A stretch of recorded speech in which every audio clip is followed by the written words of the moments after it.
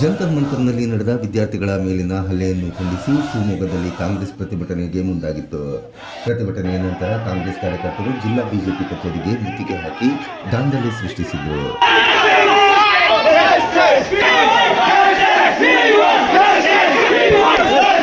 Police ಶಿಪ್ನ ಹತ್ತಾರಂದ್ರೆ ನಿಮ್ದೇನ್ರಿ? Police ಶಿಪ್ನ ಹತ್ತದಾರಂದ್ರೆ ನೀವೇನ್ರಿ? ನೀವು ಅಲ್ಲ, police ಶಿಪ್ನ ಹತ್ತಾರಂದ್ರೆ ಏನ್ರಿ? ಇದರ ಬೆನ್ನಲ್ಲೇ ನಾವೇನು ಕಮ್ಮಿ ಎಂಬಂತೆ ಬಿಜೆಪಿ ಕಾರ್ಯಕರ್ತರು ಕಾಂಗ್ರೆಸ್ ಕಚೇರಿಗೆ ಮುತ್ತಿಗೆ ಹಾಕಲು ಯತ್ನಿಸಿ ಬ್ಯಾನರ್ ಹರಿದು ಮೊಟ್ಟೆ ಹೊಡೆದು ಹಂಗಾಮವನ್ನು ಸೃಷ್ಟಿಸಿದ್ದಾರೆ.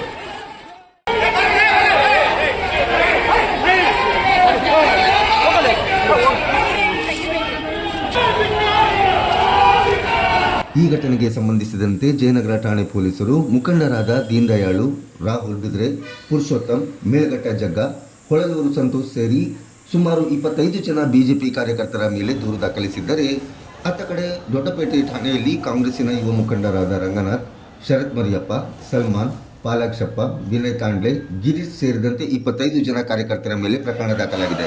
ಈ ಹಿಂದೆಯೂ ಕೂಡ ರಾಜಕೀಯ ಪಕ್ಷಗಳು ಪ್ರತಿಭಟನೆಯ ಮುತ್ತಿಗೆಗಳು ನಡೆಯುತ್ತಿದ್ದವು. ಅದು ಬ್ಯಾರಿಗೇಡ್ವರೆಗೂ ಮಾತ್ರ ಸೀಮಿತವಾಗಿತ್ತು. ಆದರೆ ಈಗ ಇದು ಹದ್ದು ಮೀರಿ ಹೋಗಿದೆ. ಈ ರೀತಿಯ ದಾಳಿ ಹಾಗೂ ಹಲ್ಲೆ ಪ್ರಕರಣಗಳು ದಾಖಲಾಗಿದ್ದು ಇದೇ ಮೊದಲ ಬಾರಿಯಾಗಿದೆ.